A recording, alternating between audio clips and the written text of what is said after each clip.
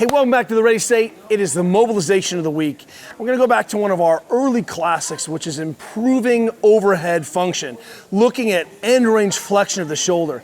Now, one of the things that we've always talked about, and I think that people sort of misunderstand, and this is crucial, is that we want to look at a couple relationships when we're talking about restoring function of the body, specifically the arm to the body. And so that we can think of that there's a couple relationships here. The first relationship is obviously arm to shoulder blade. That makes good sense. But the second relationship is scapula to body. And so you might think about the arm as the scapula is like a shell, and your rotator cuff is like an octopus that swam into that shell, and it has its arms in beautiful positions, and it's steering and stabilizing and moving. And all of a sudden, one day, whoop, you can't get your scapula out of the way of the arm, or that relationship starts between scapula and body starts to be altered.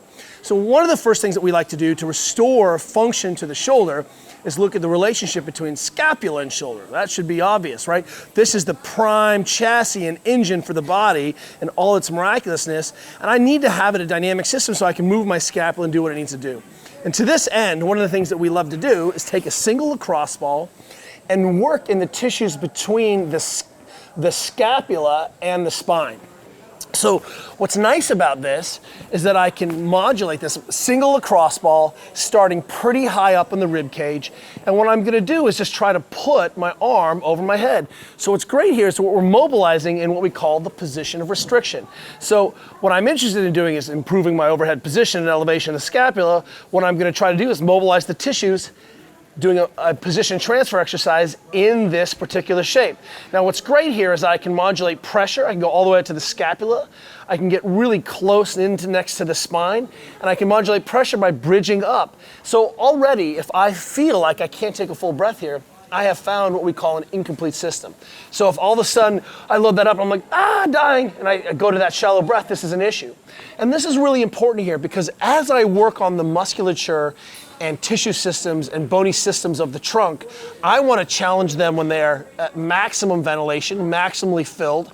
And I also want to look at what happens when I don't have any air in the system. So when most of us are here, we'll like take a breath, whoop, and then we'll just stiffen and stiffen and stiffen, trying to stay mid-range instead of seeing what is the full range of motion articulation of those tissues. So if I can't take a full breath in, if I can't take a full breath out, then it's too much pressure. So stay in the range where you can take a full breath, and this is a crucial aspect to improving this relationship. Now what we love to do is spend, you can see where the ball is, it's sort of in the northern region, northern hemisphere of the scapula. And what I'll do here is I can even do some D1, D2 patterns if you're a super nerd, but really what I'm trying to do is move the arm and challenge those tissues in a whole variety of ranges, sort of tack and floss as it were, and pressing the arm overhead while I'm looking at big breaths here. Take a huge breath and then load it. Take a big breath, exhale. What's that look like here? Can I go mid-range, take a breath, and then try to load on top of that? That's gonna feel very different. I have more air in the system, challenging those tissues in different ranges. But some of you guys are gonna realize that you are stiff athletes. And one of the things that we started working with some of our stiffer athletes was adding a little pressure, overpressure through the chest.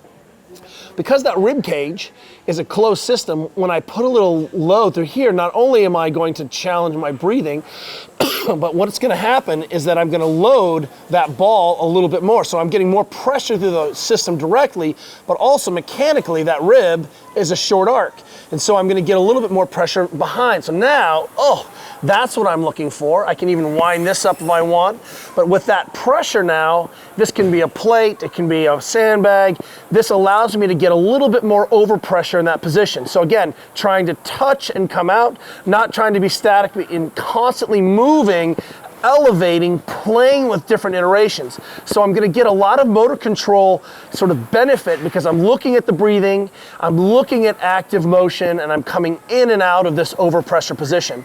And what we like to do is work from sort of, imagine the top of the scapula to at least about halfway down the scapula. And what we find is that when we clear that function up and make it a little bit better, we start to see better articulation between scapula and body.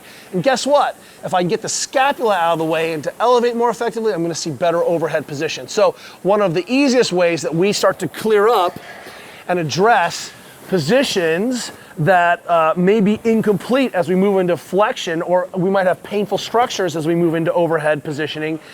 This restoration of scapula to body, or improvement, or sensitization, or awareness, or whatever you want to call it, is one of our first go-tos. So this is our the easy way that we love to work on our overhead position. Single across wall, some breathing, give it a few minutes and let us know how it works.